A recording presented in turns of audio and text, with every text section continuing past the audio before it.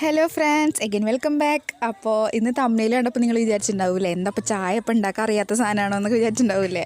പക്ഷേ ചെറിയൊരു സ്റ്റെപ്പ് ഒത്തിരി വ്യത്യാസമുണ്ട് കേട്ടോ ഞാൻ ഉണ്ടാക്കിയത്. ഇങ്ങനെ ഉണ്ടാക്കി നോക്കിയപ്പോൾ ഇല്ലേ നല്ല ടേസ്റ്റ് തോന്നി. എനിക്കെന്തൊരു വെറൈറ്റി പോലെ ചായ കുടിക്കുമ്പോൾ ഒരു വേറെ ഫീൽ തോന്നി. അപ്പോൾ എന്തായാലും നിങ്ങൾക്ക് കാണിച്ചു തരാമെന്ന് വിചാരിച്ചു.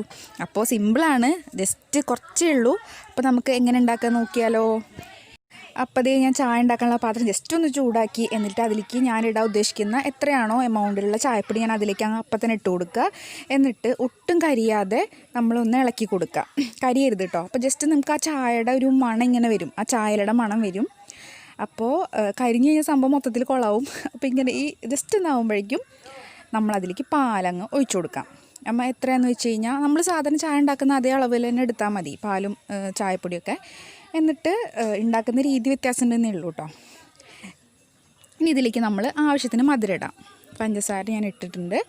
എന്നിട്ടിത് നല്ലോണം ഒന്ന് തിളച്ച് വരട്ടെ. നമ്മുടെ ചായ ഇത് നന്നായിട്ട് തിളയ്ക്കുന്നുണ്ട്. ഇത് തിളച്ചിങ്ങനെ വരുമ്പോൾ നമ്മൾ സാധാരണ ഒരു തവി എന്തെങ്കിലും എടുത്തിട്ട് ജസ്റ്റ് ഇതൊന്ന് നന്നായിട്ടൊന്ന് മിക്സ് ചെയ്ത് കൊടുക്കുക കേട്ടോ. എവിടെയെങ്കിലുമൊക്കെ ചായപ്പൊടി പറ്റി പിടിച്ചിരിക്കണമെങ്കിൽ അതിലേക്കൊന്ന് യോജിക്കാൻ വേണ്ടിയിട്ട് നന്നായിട്ടൊന്ന് മിക്സ് ചെയ്ത് കൊടുക്കുക. അപ്പോൾ നമ്മുടെ ചായ ഇതേ റെഡി ആയിട്ടുണ്ട്. ഇത് നമുക്ക് ഗ്ലാസ്സിലേക്ക് ഒഴിക്കുക, അത്രയേ ഉള്ളൂ കേട്ടോ. അപ്പോൾ ചായ ഞാനിത് ഗ്ലാസ്സിലേക്ക് ഒഴിക്കുകയാണ്. അപ്പോൾ വലിയ സംഭവമുള്ള കാര്യമൊന്നുമല്ല കേട്ടോ. ചായ ഉണ്ടാക്കുന്ന രീതി ഒന്ന് മാറ്റി പിടിച്ച് നോക്കിയെന്നേ ഉള്ളൂ. പക്ഷേ എനിക്ക് ഇങ്ങനെ ചെയ്തപ്പോൾ കുറച്ചും കൂടി ഡിഫറെൻ്റ് ആയിട്ട് തോന്നി, അതുകൊണ്ട് ഞാൻ ഷെയർ ചെയ്തെന്നേ ഉള്ളൂ. അപ്പോൾ എല്ലാവരും ഉണ്ടാക്കി നോക്കിയിട്ട് ഫീഡ്ബാക്കൊക്കെ ഒന്ന് പറയുക. വീഡിയോ ആദ്യമായിട്ട് കാണുന്നവരൊക്കെ ആണെങ്കിൽ ഒന്ന് സബ്സ്ക്രൈബ് ചെയ്യണേ.